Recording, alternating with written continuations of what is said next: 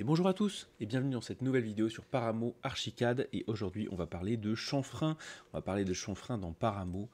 Voilà, j'ai déjà monté un petit script comme vous voyez. Alors vraiment pas grand chose, un bloc réglé par les trois dimensions de base. Donc on va pouvoir régler manuellement dans Archicad. C'est juste pour vous montrer quelque chose de simple. Avec ce petit truc, on est capable de manipuler le cube, voilà, de manière manuelle. On est capable de régler tout ça avec, vous savez, dans Archicad, la hauteur c'est plus compliqué, mais en gros voilà, c'est quelque chose qu'on est capable de faire. Et donc à partir de là, à partir de ce point-là qui n'est donc pas quelque chose de compliqué, combien de temps ça va nous mettre pour créer ces chanfreins? Donc vous avez la réponse, moi je ne l'ai pas. Mais en gros, eh ben, on est parti pour ça. Alors, on va commencer par définir une distance de chanfrein. Ce serait plutôt pas mal. On va la régler sur, je sais pas, 0,1 par exemple, avec un pas de 0,1 aussi. Et donc, ce sera le rayon de notre cylindre. Alors, ici, vous voyez, donc chanfrein, qu'est-ce que ça veut dire? Ça veut dire qu'il va falloir placer sur chacune des arêtes, donc un cylindre qui est plutôt rentré vers l'intérieur, donc dont l'extrémité va se poser à, alors pas tout à fait à cette position-là, encore un petit peu, donc pour que les tangentes ici de ce cercle arrivent sur le côté. Donc bon, finalement de ce côté-là, c'est pas très compliqué, donc c'est simplement à déplacer avec voilà X et Y. Donc voilà, donc ça c'est la bonne position pour le cylindre. Mais il va falloir qu'il soit un petit peu plus court puisque finalement dans les angles on veut pas un cylindre, on veut pas la réunion entre trois cylindres. Donc je réfléchis, est-ce que ça marcherait? Ah oui, ça pourrait marcher, c'est vrai, ça pourrait marcher, la réunion entre trois cylindres. Mais aujourd'hui on va plutôt mettre une sphère, donc une sphère dont le rayon c'est celui-ci, voilà, et donc qui a ici par exemple le même déplacement. Alors pas tout à fait. Pas tout à fait le même déplacement, je m'en rends compte. Donc, mais si, c'est le même déplacement, puisque ici on va devoir aussi tout surélever. Voilà, donc là on est à la bonne position aussi. Alors je vais peut-être masquer le cube ici pour qu'on voit un petit peu ce qu'on fait. Ok, ça c'est super. Donc ça, la sphère est à la bonne position. Et le tube ici est enfin le cylindre est à la bonne position aussi. Maintenant, vous vous rendez compte que le cylindre, il dépasse du cube. Donc l'idée, maintenant, ça va être donc de le raccourcir de 2 fois. Donc la hauteur, attendez voir. Donc hauteur ici, toc. Ici, on va se mettre un petit x2 pour ça. Et on va faire simplement une soustraction entre la hauteur qu'on lui a mis et 2 fois le chanfrein. Hop. Hop là, pardon, j'ai appuyé sur entrée, ça c'est le gros problème. Dès qu'on appuie sur entrée, on est parti, voilà. Je laisse bien mon doigt sur Shift pour tourner. Alors voilà. Donc la hauteur ici, voilà. Du tube, ça c'est nickel.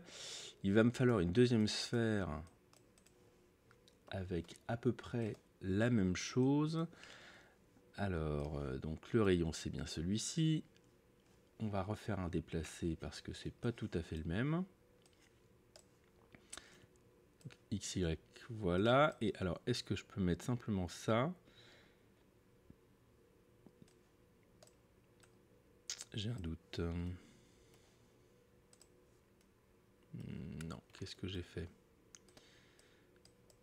Alors, c'était... On veut bien le déplacer de la hauteur. C'est simplement moins une seule fois.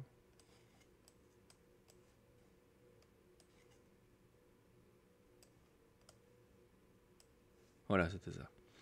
Moins une seule fois. Donc voilà. Et là, on a une hauteur. Donc il va falloir qu'on reproduise ce système-là sur... il y a combien d'arêtes dans un Il y en a 12, si je ne m'abuse, il y en a 12, donc ça, il va falloir le faire 12 fois.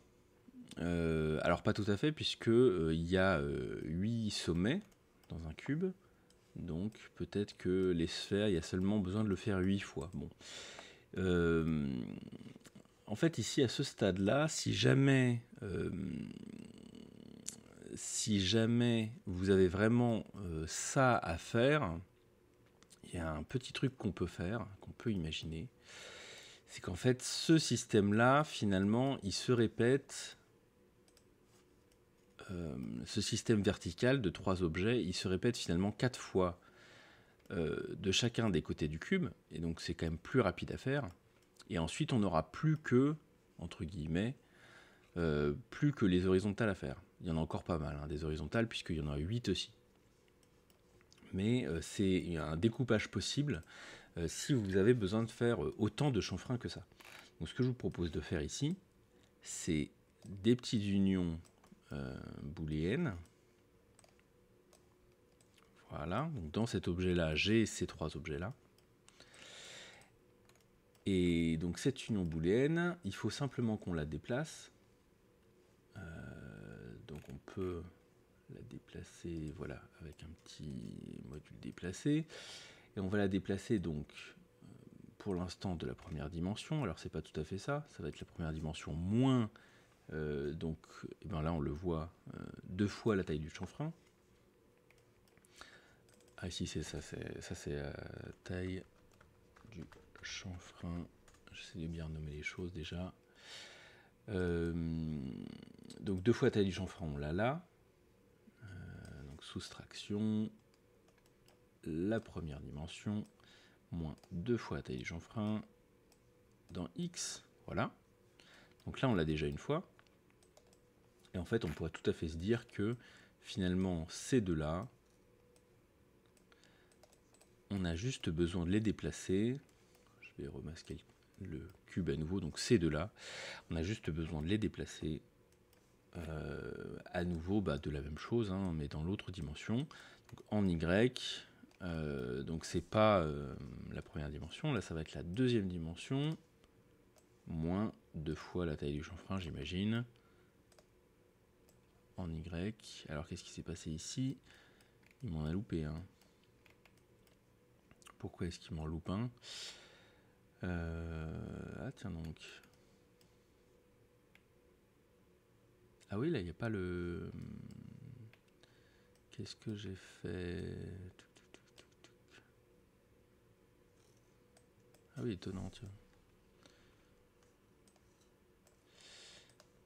Donc, je vais refaire simplement ça ici. Et c'est ça que je vais mettre dans forme 1. Et voilà, ça va réparer les choses. Voilà.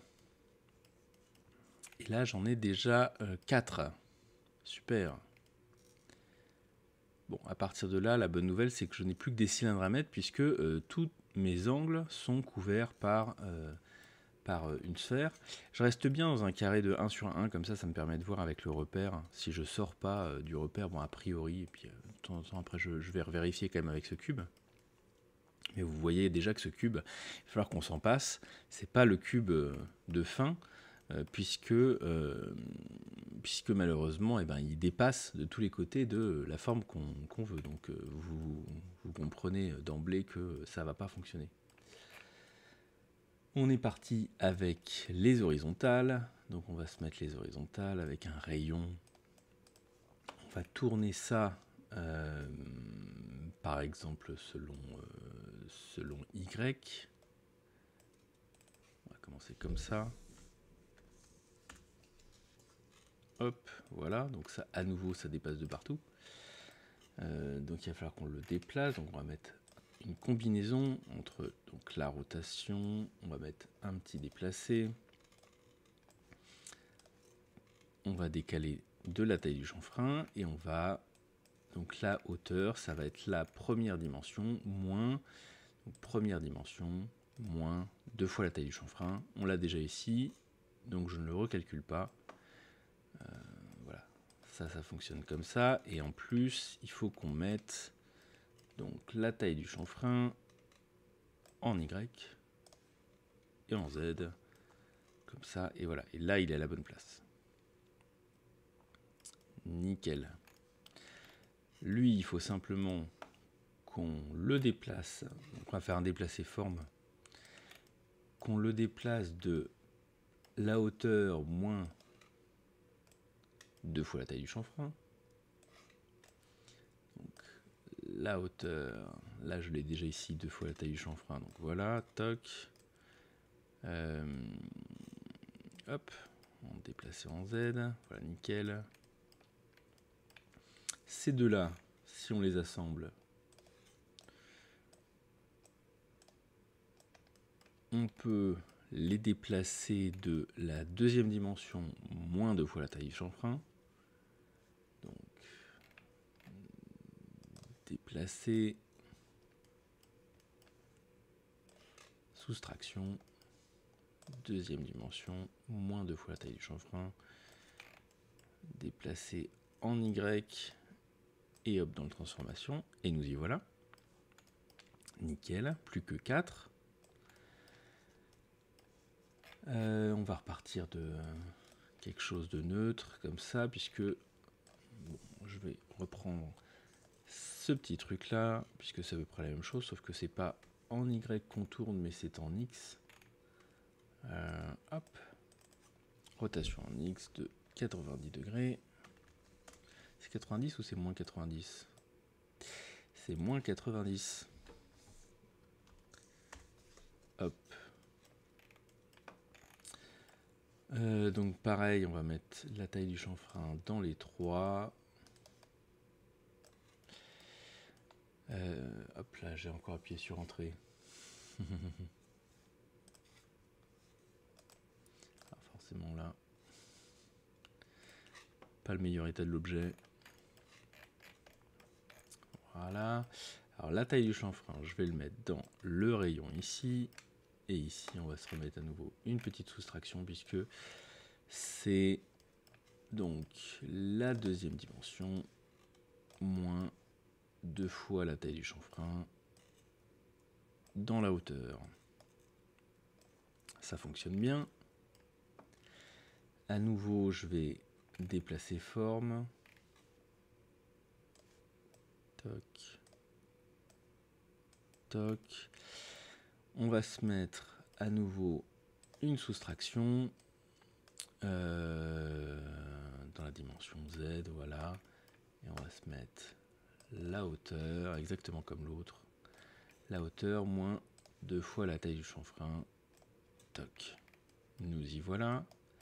Petite union booléenne.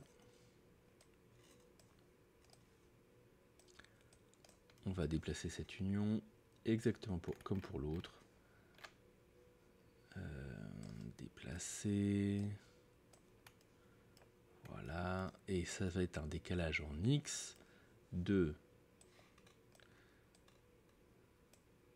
la première dimension moins 2 fois la taille du chanfrein. Pas du tout. Qu'est-ce que j'ai fait? Je l'ai mis en Y. Hop, en X. Nous y voilà. Et ça y est, là on a nos arêtes. Et donc si vous remarquez, si je réaffiche ce cube là, et ben ça fonctionne pas. Ça fonctionne pas puisque j'ai des arêtes saillantes, alors que ce que je veux c'est ces arêtes chanfreinées. Donc vous vous rendez compte qu'il va falloir faire quelque chose, c'est remplir les vides de ce cube. Et donc on a une deuxième étape. C'est pour ça que je voulais vous montrer ce tutoriel. C'est parce qu'en fait on a une deuxième étape. Donc finalement on a un bloc à mettre qui n'est pas ce premier cube, qui n'est pas le cube blanc. Donc je replace un bloc. Et ici on va commencer par déplacer ce bloc. En fait on n'a pas un bloc à mettre, on en a 3. Un pour chaque dimension, donc un dans la dimension X, un dans la dimension Y et un dans la dimension Z, je vous montre ça. Alors, premier bloc, on va le décaler en X par exemple, et en Y, on va faire le bloc vertical.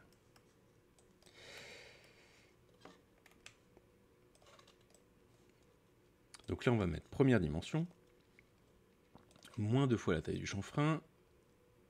Et ça, c'est ce qu'on va mettre. Alors, première dimension, c'est donc celle-là, moins la taille de chanfrein. Donc, c'est dans la taille Y. Voilà. À nouveau, je vais faire une soustraction. Deuxième dimension, moins 2 fois la taille du chanfrein. Et ça, c'est ce qu'on va mettre dans Y.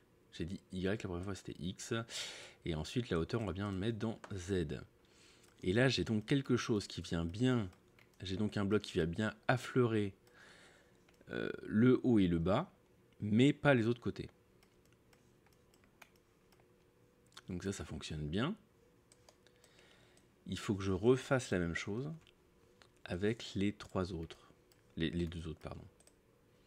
Avec les deux autres. Donc, maintenant, donc là, j'avais mis en X et en Y. La taille du chanfrein, je vais le mettre en Y et en Z, par exemple. Ok, où est-il? Je ne le vois pas. Pourquoi est-ce que j'ai une ligne qui s'affiche par là comme ça? Est-ce que c'est les soustractions? Ouais, c'est les soustractions, il ne savait plus quoi faire. D'accord, donc là on est en train de le faire lequel? Oui, on est en train de faire celui qui est en X. Ok, nickel. Donc on va soustraire en X, je suis pas très sûr. Non, en X, ça va être la première dimension. Voilà. Bon, ça s'affiche mal pour l'instant. Voilà. Donc on va se mettre en Y. La deuxième dimension, moins 2 fois la taille du chanfrein. Et en Z, la hauteur, moins 2 fois la taille du chanfrein. Je pense que là, ça va être bon. Ça a fonctionné. Pour la dimension X, je vérifie bien que c'est plat dans la dimension X de chacun des deux côtés. Ça a l'air de fonctionner. Et donc là, on a encore le troisième à faire. Hop. Je vais le mettre au-dessus. De toute façon, c'est pas un script dans lequel on va forcément beaucoup retourner. Quoique, peut-être qu'il va falloir que je vous la note proprement quand même. Donc ça, c'était le groupe dans la dimension... Qu'est-ce qu'on a mis voilà, dans la dimension Z. Ça, c'était le groupe dans la dimension X.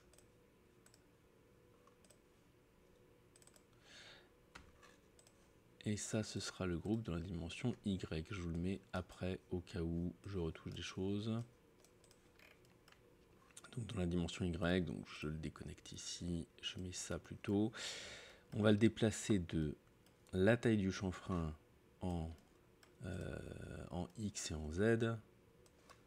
Puisque c'est la dimension Y qui nous intéresse. Donc en X, ça va être la première dimension moins 2 fois la taille du chanfrein. Et en Z, ça va être la hauteur moins 2 fois la taille du chanfrein. Hop, et ça y est. Et là, ça y est, ça a l'air de fonctionner. Donc ça c'est le groupe Y. Hop.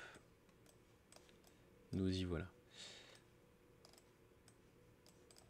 Voilà. Alors, du coup, est-ce qu'on fait des unions booléennes de partout? Ça va pas servir à grand chose parce que vous savez que ces lignes-là, on va pas pouvoir s'en passer. Même l'union booléenne va pas vraiment nous supprimer ces lignes vertes. Ce qui est bien dommage. Je le sais, mais... ouais, non, en gros, ça sert à rien. Donc on pourrait passer du temps à faire des unions ou simplement voilà, à mettre les mêmes stylos un peu partout. Là on a besoin de les mettre que dans les blocs de fin. On n'a rien vraiment besoin de masquer, je dirais, sur ce script. J'en suis pas non plus sûr à 100% si... il y a peut-être des cas particuliers dans lesquels on a besoin de masquer, je ne sais pas. Pour l'instant, je vais me contenter de faire les surfaces. Alors, ça n'a pas marché partout. Ouais, c'est pour ça, peut-être qu'on a besoin de masquer. C'est pour éviter de les mettre partout, les trucs. Alors, allons-y. On va se mettre un petit booléen.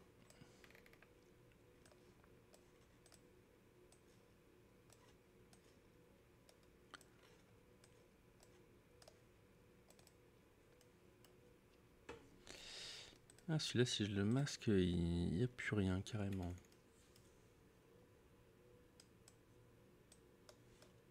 Je suis étonné alors que ça rentre dans un booléen.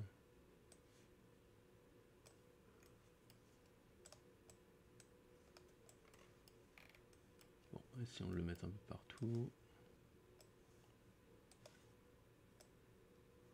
Ouais, celui-là, il y a besoin, tiens donc. Là, celui-ci. Ici, il faudra le faire. Ouais, ça a l'air de marcher, là. Ok. Bon, ouais, non, on a quelque chose. On a quelque chose. Bon, après, on peut toujours faker si c'est blanc, on peut toujours faker quelque chose, voilà, comme ça. Bon, pas très satisfaisant, mais...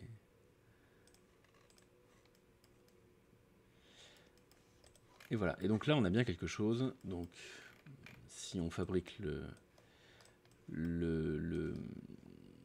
l'interface utilisateur, donc ce bloc-là ne sert absolument à rien.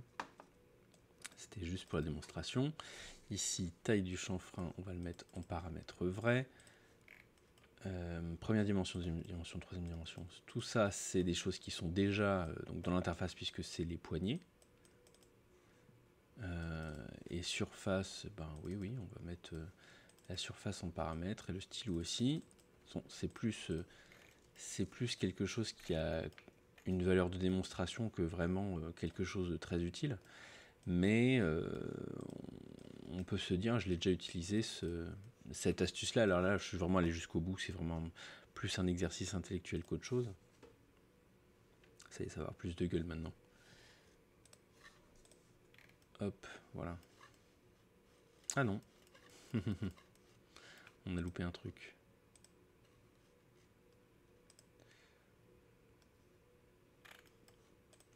Je crois que c'est en masquant le dernier truc. C'est en masquant des choses, je pense, que ça m'est arrivé, voilà. Bon, on va pas masquer, on va juste mettre les surfaces partout. Stylo, surface, stylo, surface, et le cylindre, stylo, et surface. Voilà, ça devrait aller.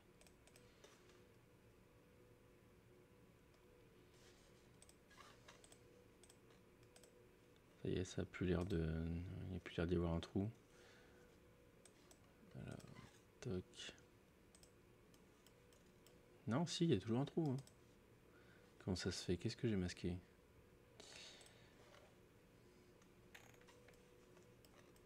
Où est le trou? Ouais, moi je vois pas de trou ici, ça c'est bizarre. Ou alors c'est juste une arête par transparence. Ouais, c'est possible aussi, remarquez. Parce que je le vois pas tellement ici non plus maintenant. Si, je vois une ombre quand je me déplace, c'est ça le truc. Je vois une sorte d'ombre quand je me déplace. Mais quand je suis arrêté, je la vois plus. Peut-être simplement un petit bug quand je me déplace. Mais pourquoi je le vois? Ah, c'est parce que c'est du côté ombré? Non, bah de ce côté ombré, ça marche très bien. Ah, bizarre. Bref, ouais, ce que je disais, c'est qu'on peut tout à fait s'en servir comme volume négatif, en fait. Et que si vous fabriquez une vasque, par exemple, sur mesure, ce truc-là peut très bien se retrouver en volume négatif dans un script un petit peu plus long, quoi.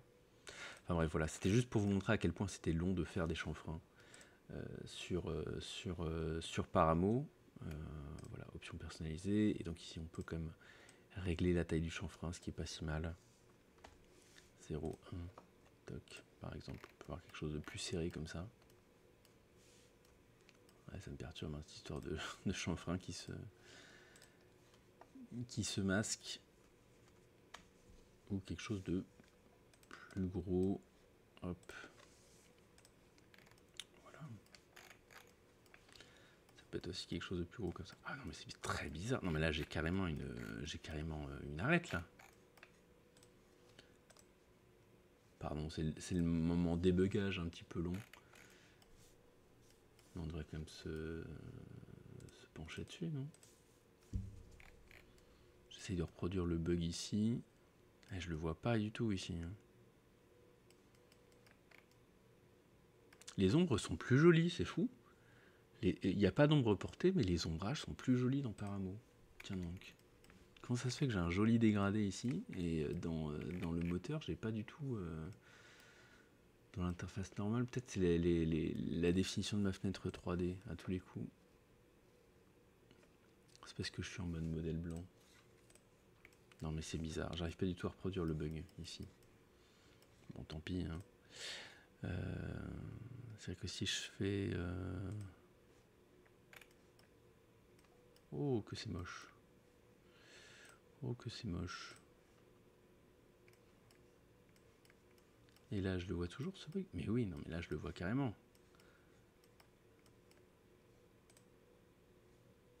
Là je le vois carrément. Alors attendez voir. En fait c'est un de mes 3 blocs. Là c'est le bloc qui est en... dans cette dimension là. Je dirais, je pense que c'est le bloc qui est en Y. Et c'est sa taille le problème. Mais oui, voilà. Deuxième dimension, toc, en Y. Et oui, c'est parce que je me suis mis en 1, 1, 1, et du coup, c'est ça. Nickel. Voilà. Peut-être vous l'aviez vu. C'est compliqué de tout voir quand on est en... Par contre, c'est vraiment très moche. Dessin technique simplifié, ouais, pas mal. Bon, j'explore les trucs. Ça sert à rien. Qu'est-ce que c'est que ce truc aussi? Ah oui, non, ça doit être les petites facettes qu'on a vues tout à l'heure. Modèle blanc avec ombre. Voilà, très bien. Hop. Bon, nickel. Hop, au moins on a résolu le bug. Non, en général, ouais, je pense que c'est beaucoup plus facile quand on suit une vidéo de voir les bugs, alors que moi, quand je tourne, j'ai le nez dessus et je vois absolument rien. Bref, voilà, nous y voilà, le petit chanfrein. Bon, on essaiera de voir par la suite un peu d'autres manipulations comme ça, avec des courbes, disons, des courbes relativement... enfin, des courbes simples, quoi. C'est ce que je dis, courbes simples, je sais pas, c'est juste pour pas dire des courbes avec des sinusoïdes, quoi. Des courbes avec en utilisant des cercles.